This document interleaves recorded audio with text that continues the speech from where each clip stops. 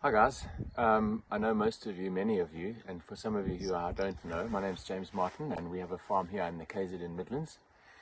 And in the work that I've been doing over the last 10-15 years with farmers like myself in and around the Midlands, I've come to realize that not only is the economics of agriculture becoming more and more difficult and straining relationships on farms, but there are a number of other issues that I've picked up from speaking to many of you.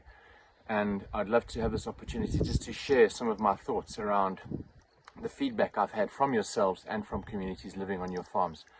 And I think what's become clearer is that more than ever, we are needing to work together with the families living on our farms. Not only those who work for us, but the families who live on our farms and share resources with us in a very limited environment.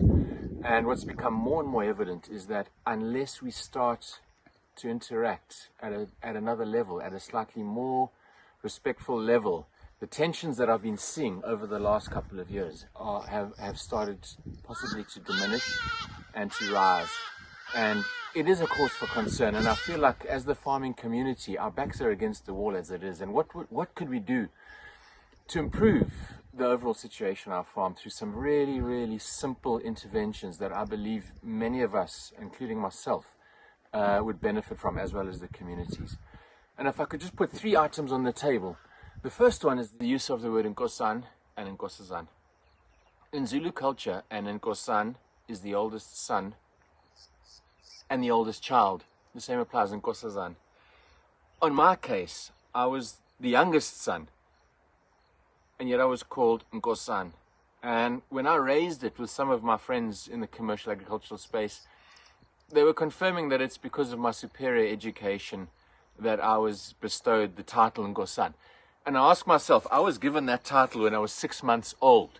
So I'm not sure how that plays into that narrative, because certainly for me, it's a name that picks up with me, whether I'm picking up a hitchhiker or watching some of us on the farms, where I do believe that the unnecessary use of a racially charged, historically, abusive relationship under the name of Nkosan has allowed us as the commercial farmers to perpetuate a blanket of tension and power dynamics, which I feel on the farms is no longer appropriate since things have changed so dramatically in the last 10-15 years.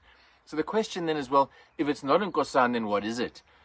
And they can call you, in my case, because I'm English, it's perfectly normal to call us by our first names. In Zulu culture, that's not the case. So in my case, it took 6 years for Mr. Zondi to change from calling me Nkosan and taking his hat off to calling me James. Respectfully as ever. In the other way around, I had to shift from calling him by his first name. So this is the second point I wanted to make. The use of first names for adult men and adult women in Zulu culture is insulting, especially if it's by somebody younger than themselves. It's unheard of that in any Zulu gathering or in any social function that a younger person would refer to someone senior to them by their first name.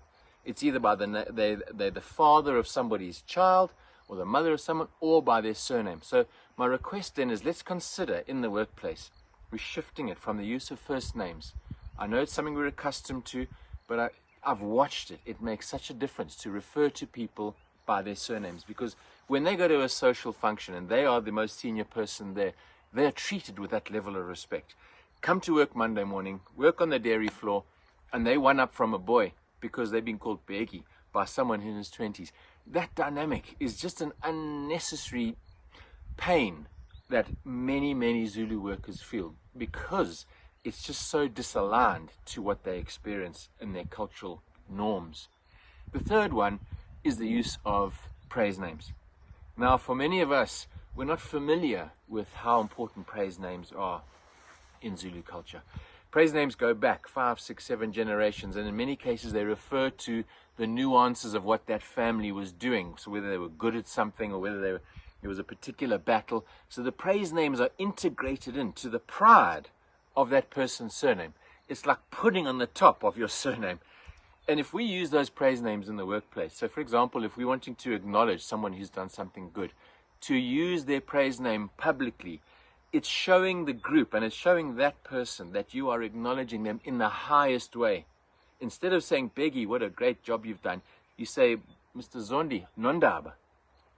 All of a sudden, you will see such an amazing shift in the way that person responds to you. So if I can, guys, look, we're all in this together. We have limited resources. The financial crunch is all around us. But let's get those 3 simple things going on our farms. And I promise you, you'll see the shift in the way that our relations with the farm people, the people on our farms with whom we work, improves. And the overall mood in the workplace improves. Just try it. Try it with 3 people and watch what a difference it makes. Thanks a lot.